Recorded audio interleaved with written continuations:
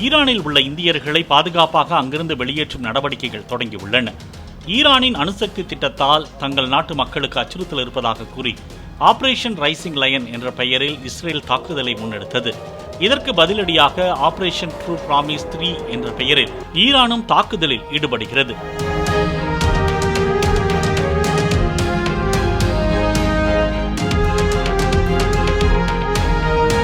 இரு நாடுகளுக்கும் இடையிலான மோதல் வலுத்துள்ள நிலையில் ஈரானில் படிக்கும் இந்திய மாணவர்களை பாதுகாப்பாக வெளியேற்ற உதவுமாறு அந்நாட்டிடம் மத்திய அரசு கேட்டுக் கொண்டது. இதற்கிணங்க தங்களது தரைவழி எல்லைகளை திறந்துள்ளதாகவும் அதன் வழியாக மாணவர்கள் வெளியேறலாம் என்றும் ஈரான் அரசு அறிவித்தது. இந்நிலையில் ஈரானிலிருந்து இந்தியர்களை வெளியேற்றும் பணிகளை தொடங்கிய மத்திய அரசு அர்மீனியா வழியாக மீட்கும் பணிகளில் ஈடுபட்டுள்ளது. அங்கிருந்து அவர்கள் டெல்லிக்கு திரும்புவார்கள் என தகவல் வெளியாகியுள்ளது.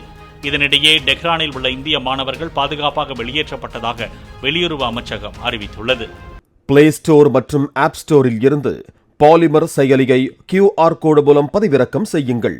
செய்திகளை உடனுக்குடன் பெறுங்கள்.